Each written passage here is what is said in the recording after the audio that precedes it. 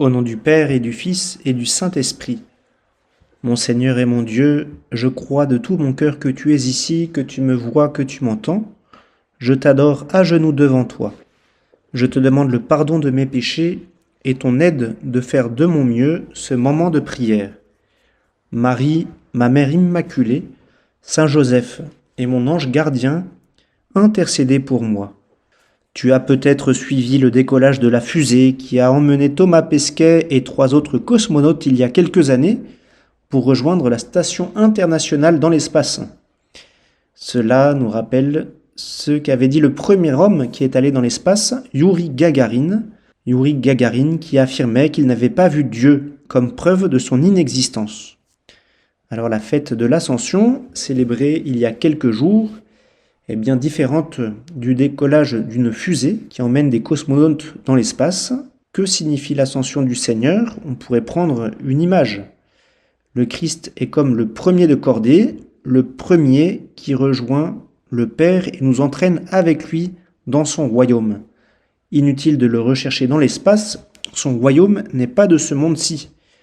Le Christ monte au ciel et rejoint le Père, comme il est uni à lui de toute éternité. Et de manière mystérieuse, cela lui permet paradoxalement de n'être plus limité par le temps et par l'espace pour nous rencontrer. Durant la vie du Christ sur la terre, les disciples et les foules pouvaient le voir, pouvaient le contempler, pouvaient le toucher, pouvaient lui parler.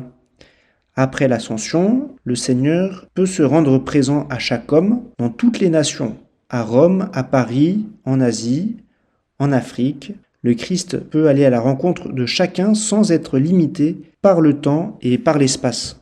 Le Christ est auprès du Père, il est auprès de Dieu, et en même temps, il est très proche de nous, il est très proche de toi et de moi. Il est présent dans tous les tabernacles, dans toutes les églises du monde.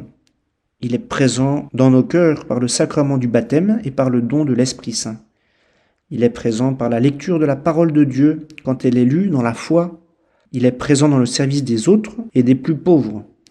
Et il peut t'entendre à tout moment. Tu peux lui parler et te laisser aimer par lui en toutes circonstances. C'est l'expérience d'un pilote d'avion de ma paroisse qui me racontait qu'il cherchait à aller à la messe tous les jours où qu'il soit. Il se cassait la tête pour y aller au fin fond de l'Afrique, dans les métropoles occidentales, en Chine, et à chaque fois c'était toujours la même messe. C'était toujours le même Christ qui se rendait présent à lui. Et toi qui m'écoutes, est-ce que tu cherches le Seigneur? Est-ce que tu cherches sa présence? Par des temps de prière prolongés, par la lecture quotidienne de l'Évangile, par ces 10 minutes de prière avec toi, Seigneur. Est-ce que tu penses à lui quand tu passes devant les églises? Est-ce que tu t'arrêtes pour le saluer? Jésus qui est présent pour toi dans chaque tabernacle. Ne le laisse pas seul. Le Seigneur est monté au ciel et dans quelques jours, nous allons recevoir à nouveau l'Esprit Saint le jour de la Pentecôte. Cet esprit envoyé aux apôtres pour continuer l'œuvre du Christ, pour communiquer le salut à tous les hommes et les rassembler dans l'unité. L'un des fruits du don de l'Esprit Saint à la Pentecôte est bien l'unité de tous les hommes rassemblés dans l'Église. Et c'est justement pour l'unité que le Seigneur prie aujourd'hui, alors que nous lisons l'évangile de la prière sacerdotale, la prière que Jésus a priée pour nous le jeudi saint. Le Seigneur prie pour que nous soyons tous un. Et c'est magnifique de voir que la veille de sa passion, le Seigneur prie pour nous, il prie pour notre unité. Alors que Jésus va être rejeté, alors que les hommes vont se déchirer à son sujet, le Seigneur intercède pour nous. Le Seigneur demande au Père que nous soyons tous unis à l'image de l'unité qui l'unit avec son Père. L'Église a cherché dès le début à réaliser cette intention qui tient tant au cœur de Jésus. Les Actes des Apôtres rappellent que les premiers chrétiens se distinguaient par le fait de n'avoir qu'un seul cœur et qu'une seule âme. L'unité est reçue de Dieu comme le fruit du mystère pascal, le fruit de la mort et de la résurrection du Christ, mais aussi le fruit de l'envoi de l'Esprit Saint. À Sainte Faustine, Jésus, tu as dit ces paroles. L'humanité ne trouvera pas la paix tant qu'elle ne se tournera pas avec confiance vers ma miséricorde. L'humanité ne trouvera pas la paix tant qu'elle ne se tournera pas avec confiance vers ma miséricorde. La paix, l'unité, ne s'obtient pas par la force du poignet, mais elle trouve sa source dans le cœur de Jésus, dans ton cœur Seigneur, dans ton mystère pascal et dans l'envoi de l'Esprit Saint. Si l'unité est réellement un don de Dieu, il ne faut pas s'étonner que ce soit aussi le lieu d'un combat. Le diabolos, c'est-à-dire le diviseur, le diable, est celui qui veut entraîner l'homme à la division de l'homme avec Dieu, la division des hommes entre eux. Dans une très belle catéchèse, le pape François dressait une liste des péchés contre l'unité. Je te le cite. Ne pensons pas seulement au schisme, pensons aux fautes très communes dans nos communautés, aux péchés paroissiaux, à ces péchés dans les paroisses. Parfois, en effet, nos paroisses, appelées à être des lieux de partage et de communion, sont tristement marquées par les convoitises, les jalousies, les antipathies. Les commérages sont à la portée de tous. Combien y a-t-il de commérages dans les paroisses ? Par exemple, lorsque quelqu'un est choisi président d'une association, on médit à son sujet. Et si un autre est élu responsable de la catéchèse, les autres médisent contre lui. Cela, ce n'est pas l'Église. Cela ne doit pas se faire. Cela a lieu lorsque nous aspirons aux premières places, lorsqu'avec nos ambitions personnelles et nos façons de voir les choses, nous jugeons les autres, lorsque nous regardons les défauts des frères plutôt que leurs qualités, lorsque nous donnons davantage d'importance à ceux qui nous divisent qu'à ceux qui nous unissent. Le pape continuait en citant l'exemple d'une personne âgée qui, durant toute sa vie, avait travaillé dans une paroisse, mais qui avait œuvré à l'unité des paroissiens entre eux. Cette femme n'avait jamais parlé mal de personne.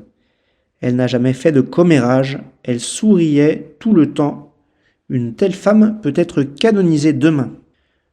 L'unité est donc un don de Dieu. C'est ce que nous te demandons, Seigneur, durant ces 10 minutes.